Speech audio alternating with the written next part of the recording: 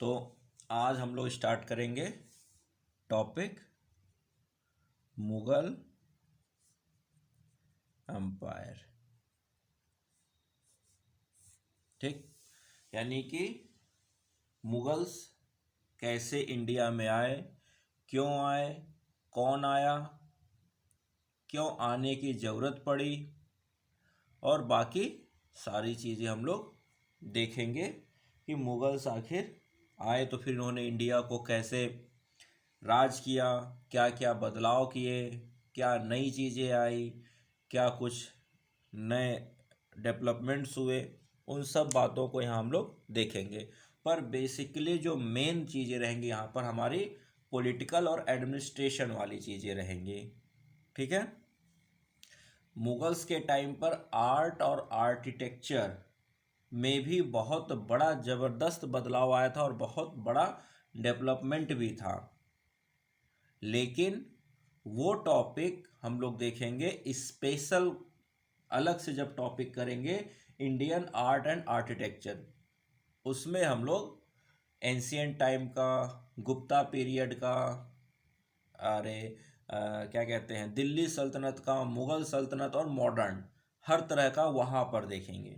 यहाँ हम लोग जैसे अभी तक बेसिकली हर जो भी एम्पायर या डायनेस्टी हमने पढ़ा उसकी पॉलिटिकल और एडमिनिस्ट्रेटिव और सोशल चीज़ों को ही देखा। क्या देखा? अगर कोई डायनेस्टी है तो पहले हमने क्या देखा, उसका पॉलिटिकल फीचर, कि कौन राजा बना, कैसे उसकी स्थापना इस्टेब्लिशमेंट हुआ, इस्टेब्लिशमेंट कैसे वो आगे बढ़ा। उसके बाद हमने देखा सोशल एडमिनिस्ट्रेशन। क्या देखा था?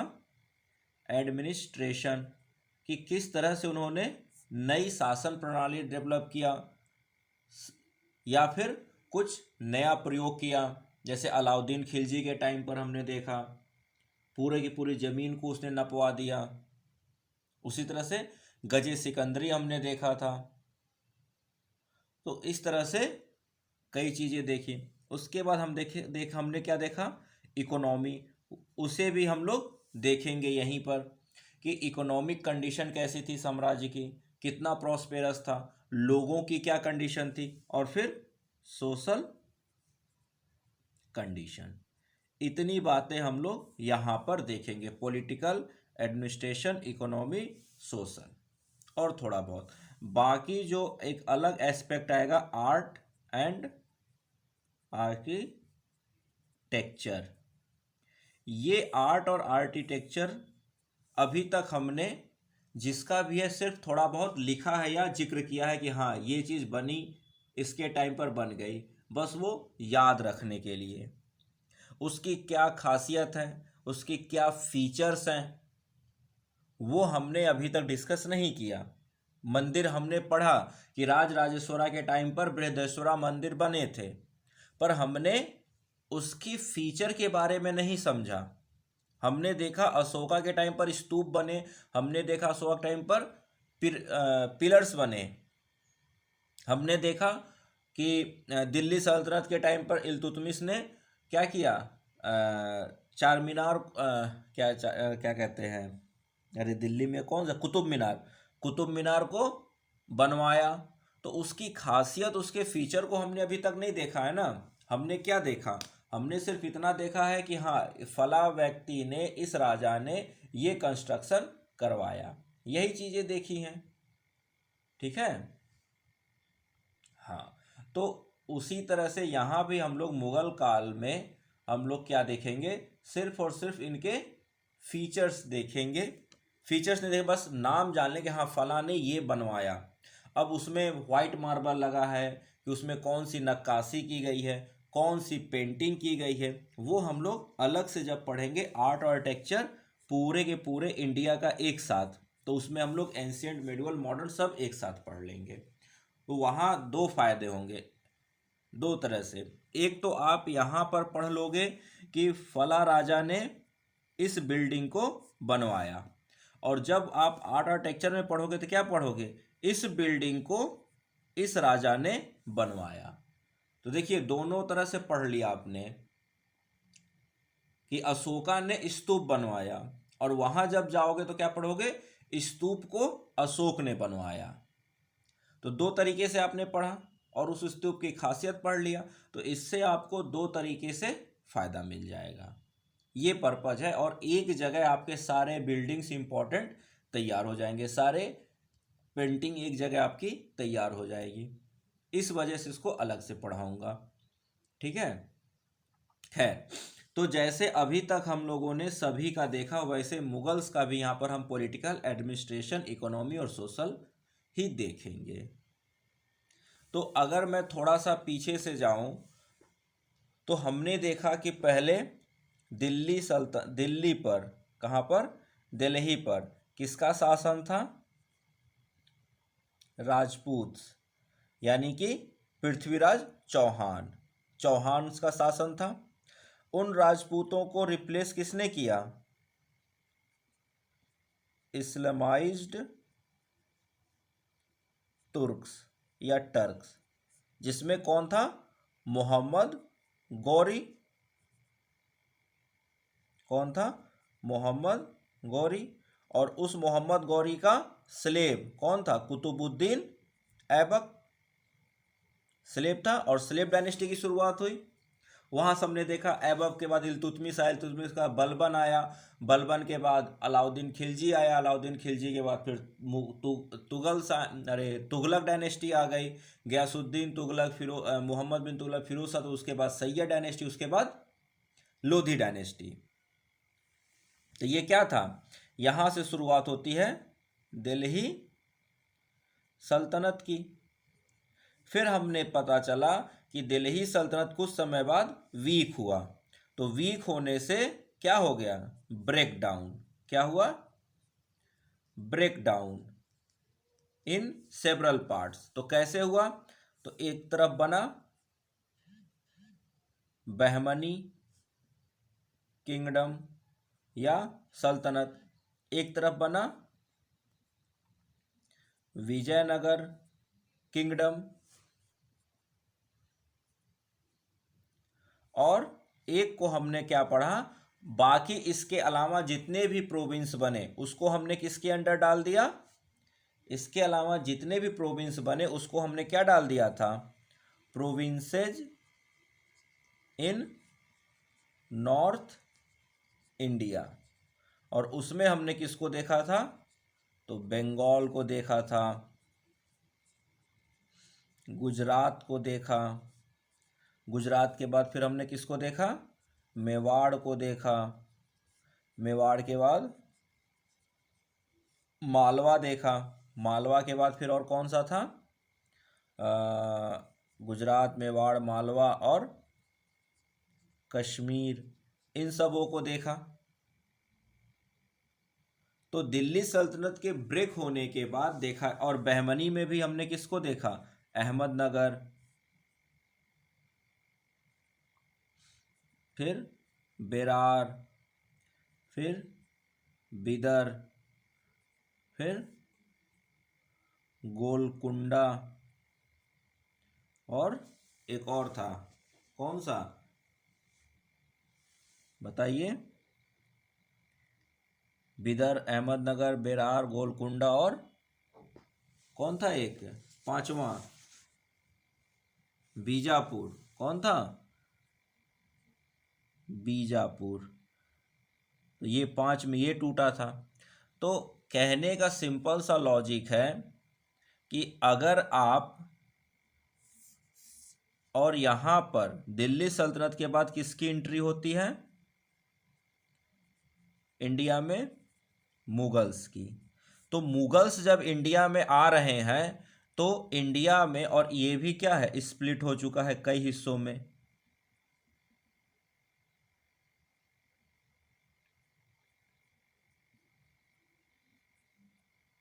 तो जब मुगल्स इंडिया में आ रहे हैं, एट द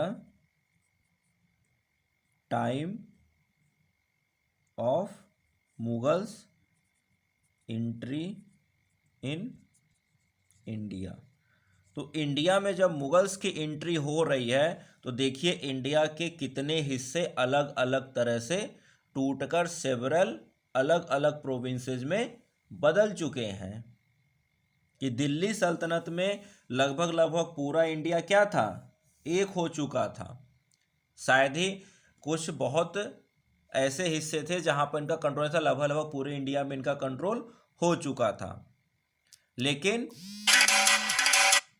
लेकिन जैसे ही आप दिल्ली सल्तनत के आगे बढ़ते हो तो दिल्ली सल्तनत का ब्रेकडाउन होता है मोहम्मद बिन तुगलक के बाद से, और इतने हिस्सों में बट जाता है।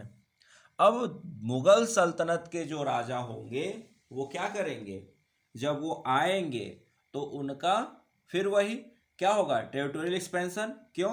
क्योंकि दिल्ली को जब वो कंट्रोल कर रहे हैं, इब्राहिम लोधी की दिल्ली को, इब्राहिम लोधी को हराता है ना बाबर, तो बाबर जब इब्राहिम लोधी की दिल्ली को कंट्रोल करेगा तो उसके पास बहुत छोटा सा साम्राज्य बचे रहेगा। क्या रहेगा? दिल्ली सल्तनत जो ओरिजिनल था उसके मुकाबले बहुत छोटा सा साम्राज्य किसके पास रहेगा, बाबर के पास। तो फिर वही होगा, बाबर क्या करेगा, एक्सपेंशन करेगा, जैसे बाकी राजाओं ने किया था उसी तरह से बाबर एक्सपेंशन करेगा। और बाबर के बाद उसका बेटा हुमायूं, उसका बेटा अकबर, उसका बेटा क्या कहते हैं, जहांगीर, जहांगीर का बेटा शाहजहां, शाहजहां का बेटा औरंगजेब। यहां तक मुगल सल्तनत का एक्सपेंशन होगा। और औरंगजेब के बाद फिर वही कहानी, मुगल सल्तनत बिखरता चला जाएगा। तो दिमाग में हमें ये रखना है कि मुगल सल्तनत के आने के समय, यानी कि बाबर के एंट्री के वक्त, इंडिया यानी कि दिल्ली सल्तनत जो पहले था वो कई हिस्सों में ब्रेक हो चुका है, लगभग लगभग 10-15, और छोटे छोटे तो गिन ही नहीं सकते, क्योंकि मैक्सिमम फ्यूडल लॉर्ड्स ने अपने आप को क्या किया था, इंडिपेंडेंट कर लिया था। मैक्सिमम फ्यूडल लॉर्ड्स ने अपने आप को इंडिपेंडेंट कर लिया था। तो अब यही होगा कि बाबर भाई किन से लड़ेगा, इन्हीं लोग से लड़ेगा। फिर जैसे इल्तुतमिश बाकियों से लड़ा, अलाउद्दीन खिलजी लड़ा, और क्या किया, सबको हराता गया, जीतता गया, और दिल्ली सल्तनत में मिलाता गया। वैसे ही ये लोग भी अब मुगल सल्तनत के जो भी सुल्तान बनेगा, वो इम्परर बनेगा, वो लड़ेगा, जीतेगा, और फिर सबको आपस में मिलाता चला जाएगा। तो ये कहानी है, यही चीज होनी है। ऐसी चीज को पढ़ना है कि जब वो पॉलिटिकली इंडिया को यूनाइट करेंगे मुगल्स, तो उस वक्त क्या करेंगे, नए लोग थे, हर तरह चीजों में डेवलपमेंट होगा, तो क्या होगा, एडमिनिस्ट्रेशन में डेवलपमेंट होगा, एडमिनिस्ट्रेशन में नए बदलाव आएंगे, इकोनॉमी, व्यापार बढ़ेगा तो इकोनॉमी और प्रॉस्पेरस होगी, इकोनॉमी प्रॉस्पेरस होगी तो सोशल कंडीशन लोगों की सुधरेगी, लोग और अच्छे से अपना जीवन यापन कर पाएंगे। तो वही है, ये इतने जो ये पार्ट्स हैं, इन सभी पार्ट्स को मिलाना, मिलाकर क्या बनाना, यूना एक छत्र राज करना, मुगल एम्पायर बनाना, यही कहानी क्या होगी, यही होगी पॉलिटिकल हिस्ट्री। क्या होगी, यही होगी मुगल साम्राज्य की पॉलिटिकल हिस्ट्री। इसके बाद इस पॉलिटिकल हिस्ट्री को जब वो जिएंगे, यानी कि सबको मिलाएंगे, तो वहां पर क्या होगा, नए तरह का, भाई नए तरह का साम्राज्य आएगा, नए तरह के लोग आएंगे, और नए एरिया से आएंगे,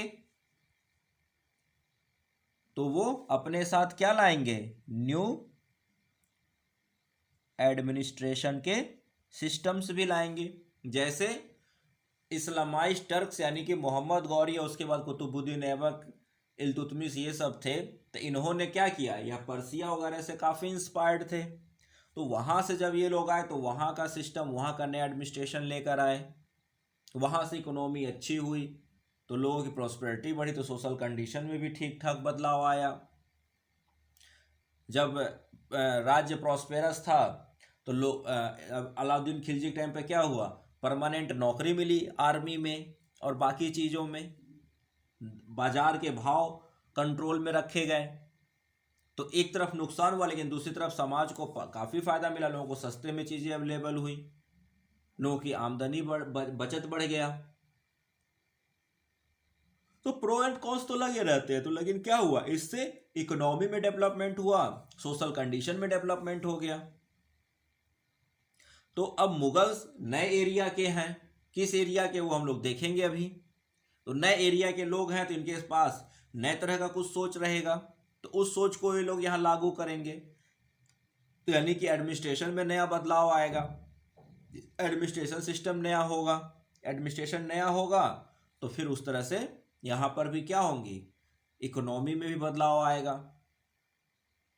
क्योंकि व्यापार बढ़ेगा, साम्राज्य बढ़ेगा, तो नए जगह से व्यापार के रास्ते खुलेंगे, नई नई चीज़ों का व्यापार होगा, तो उससे सोशल कंडीशन भी ठीक हो जाएगी।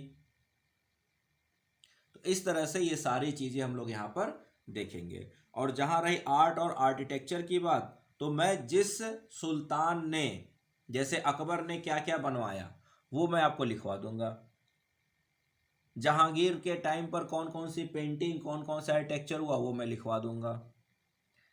तो यहाँ तो आपको फैक्ट पता चल जाएगा।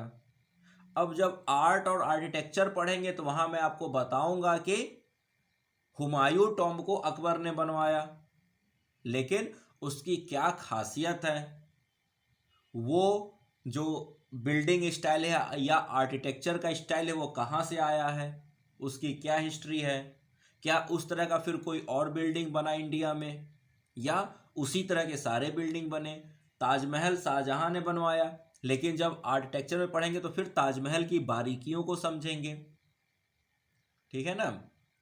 उसी तरह से जैसे बृहदेश्वरा टेम्पल राज राजेंद्र ने बनवाया, तो लेकिन राज राजा चोला ने बनवाया, लेकिन उसकी खासियत क्या है।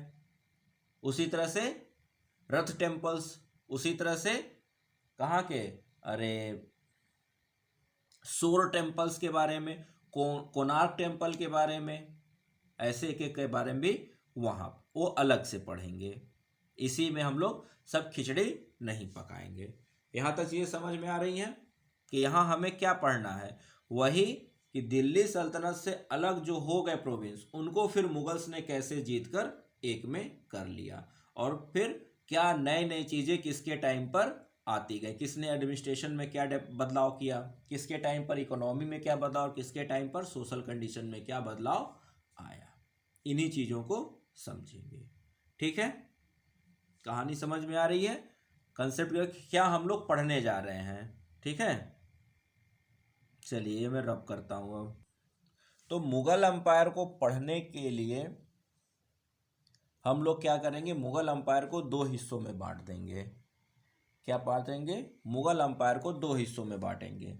तो सबसे पहले हम लोग क्या पढ़ेंगे, political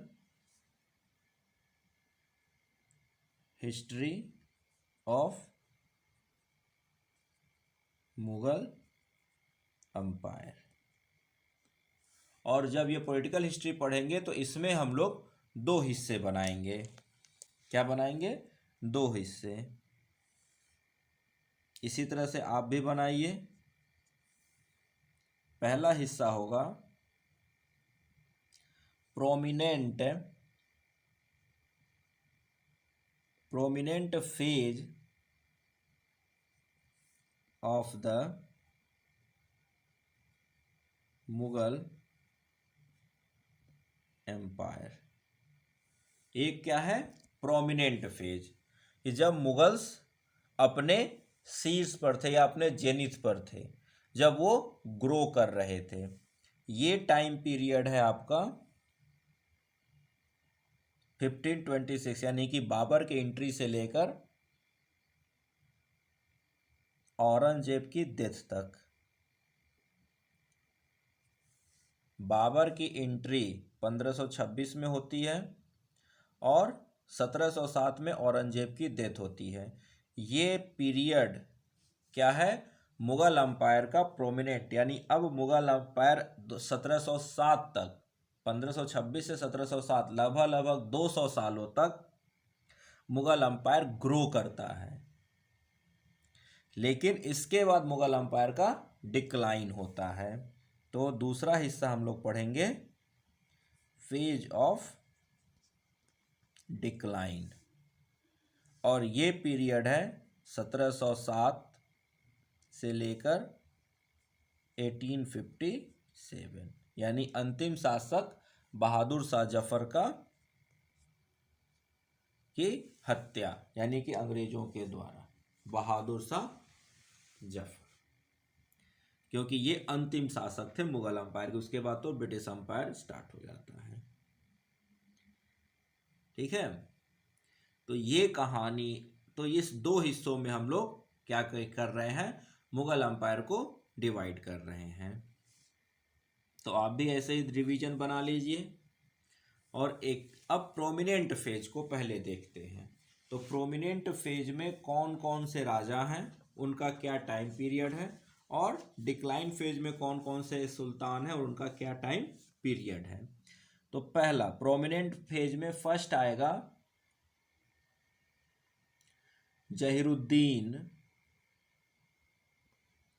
Zahiruddin Muhammad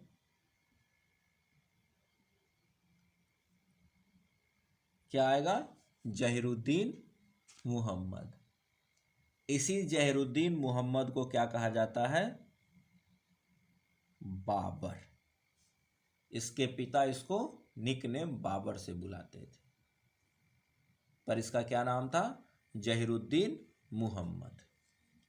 time period 1526 में इंडिया में एंट्री होती है, 1530 में इसकी डेथ हो जाती है।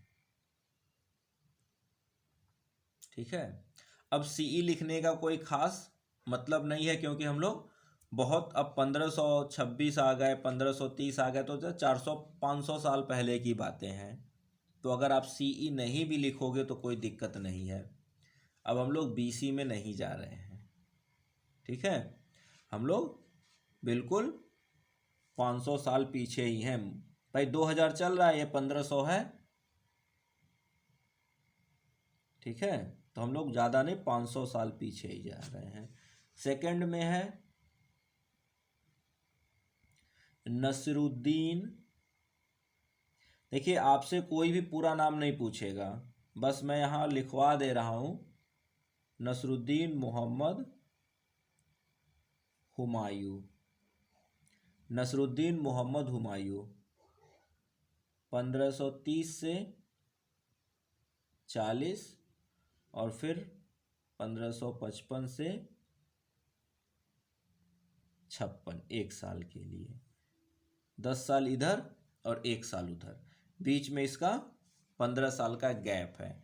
वो गैप क्यों है, तो शेरशाह सूरी की वजह से है। तो शेरशाह सूरी को हम लोग वहीं पर देखेंगे क्या आया था, हुमायूं के टाइम पर ही पढ़ लेंगे। थर्ड में आएगा नूरुद्दीन मोहम्मद जहांगीर। सॉरी, जहांगीर का, अभी तो अकबर लिखा, मैं भी क्या लिख रहा हूँ, हुमायूं का बेटा अकबर होगा ना, जहांगीर क्यों लिख दिया, सॉरी। हाँ, लिखिए जलालुद्दीन मोहम्मद अकबर।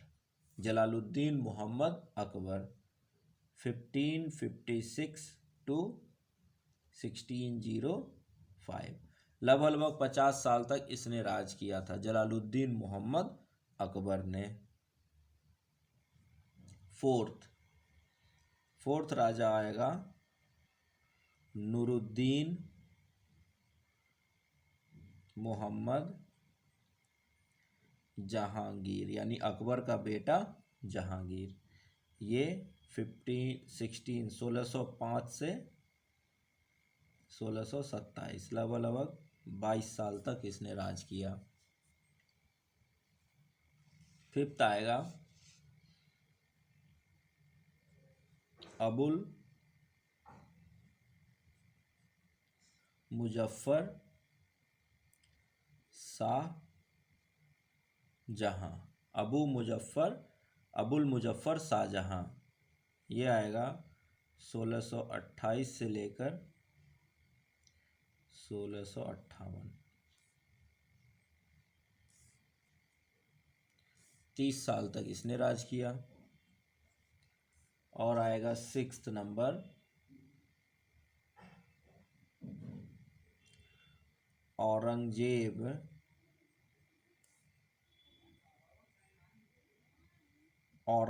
आलमगीर, 1658 से लेकर 1707।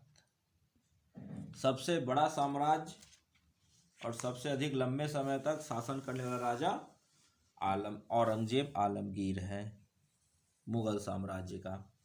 और अकबर से भी बड़े साम्राज्य पर शासन कर रहा था औरंगजेब आलमगीर।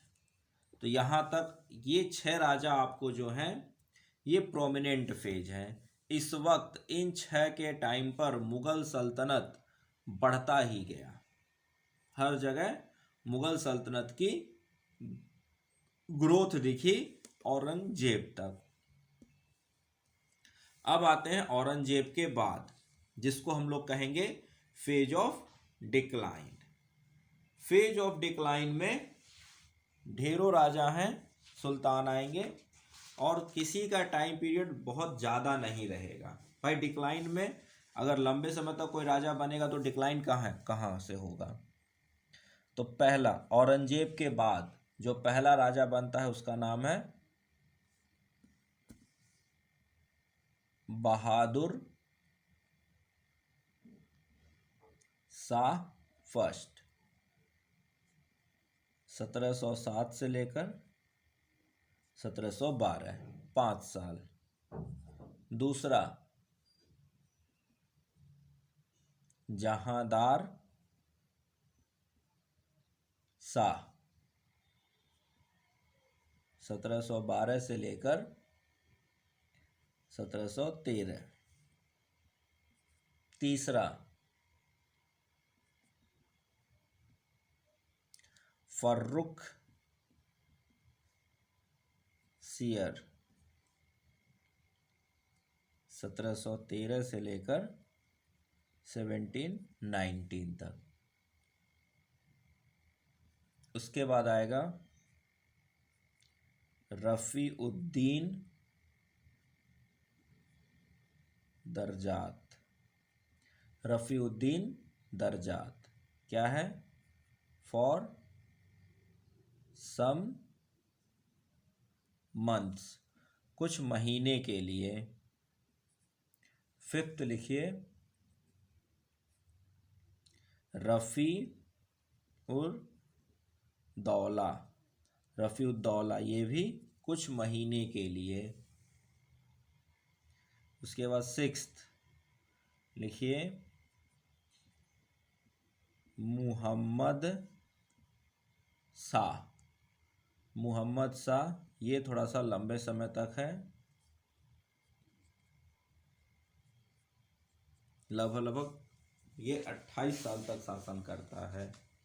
और इसी को कहा जाता था, उपनाम था इसका रंगीला सुल्तान। क्या नाम था इसका? रंगीला सुल्तान। नेक्स्ट है अहमद शाह, 1748 to 1754।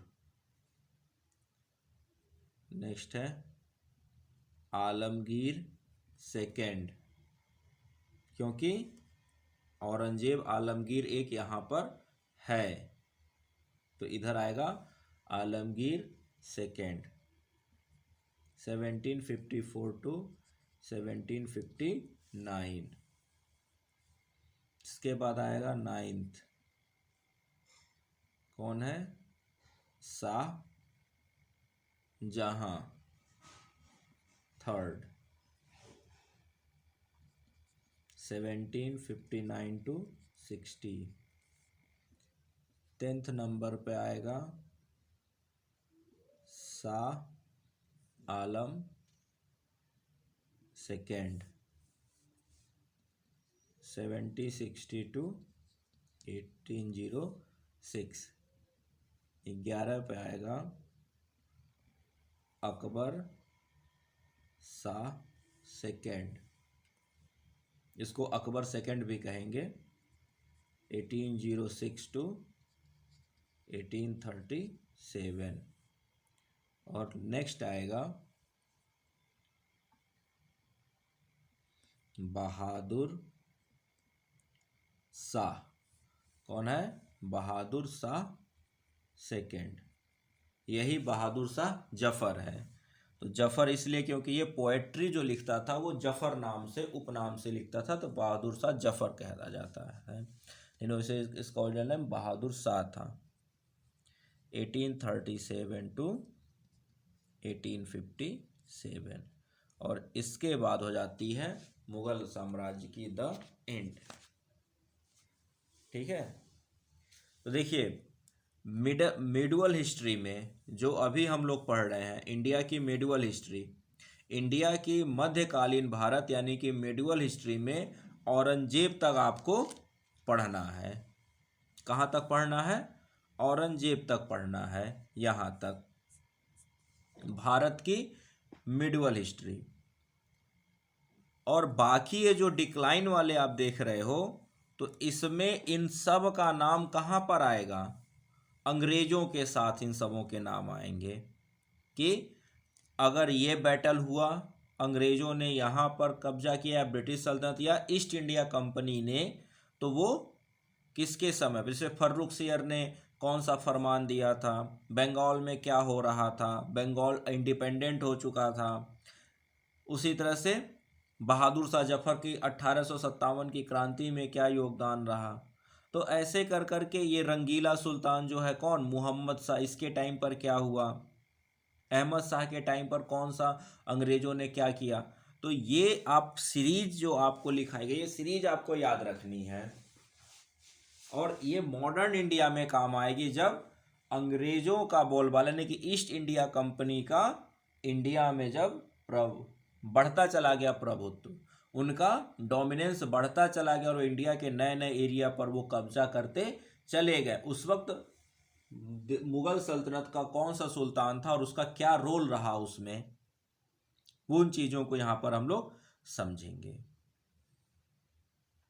ठीक है। और साथ में औरंगजेब के बाद कौन कौन से प्रोविंस इंडिपेंडेंट, जैसे मराठा एक अलग प्रोविंस बन गया, बंगाल अब फिर अपने आप में एक अलग प्रोविंस बन गया था। तो उसके बाद फिर उसकी कहानी कैसे हुई, क्या हुआ, वो सब चीज़ें हम लोग समझेंगे। तो यहाँ तक नोट डाउन कर लीजिए। तो ये तो सबको याद हो जाता है, इसको याद करने में दिक्कत आती है। तो इसका एक लिस्ट बनाकर, इसी तरह से एक लिस्ट बनाकर पेपर का अपने बोर्ड, अपने टेबल के सामने रख लीजिए। और ये नाम याद रख लीजिए, सीरीज। ये नाम तो बहुत आसानी से याद हो जाएंगे, बाबर, हुमायूं, अकबर, जहांगीर, शाहजहां, औरंगजेब, ये सबको याद होते हैं। ये वाले जो डिक्लाइन फेज के 12 हैं, इनको याद रखना जरूरी है, क्योंकि इनके टाइम पर इंपॉर्टेंट, जैसे एंग्लो फ्रेंच वॉर होगा, वो हम लोग मॉडर्न हिस्ट्री पढ़ेंगे किसके, तो उस वक्त दिल्ली में कौन सुल्तान था मुगल्स में। फिर बक्सर की लड़ाई होगी, पानीपत की लड़ाइयाँ होंगी, तो वहाँ पर हमें याद रखना पड़ेगा कि ये सब जो हो रहा है उस वक्त मुगल साम्राज्य में, यानी दिल्ली में किसका शासन है, कौन बादशाह है। ठीक है। तो वहाँ ये सब काम आएगा। तो बहादुर शाह, जहांदार शाह, फर्रुख सियर, रफ़ीक-उद-दर्राज, रफ़ीक-उद-दौला, मुहम्मद शाह, अहमद शाह, आलमगीर, शाहजहां, शाह आलम, अकबर, बहादुर शाह, इस तरह से आपको याद रखने होंगे। ठीक है।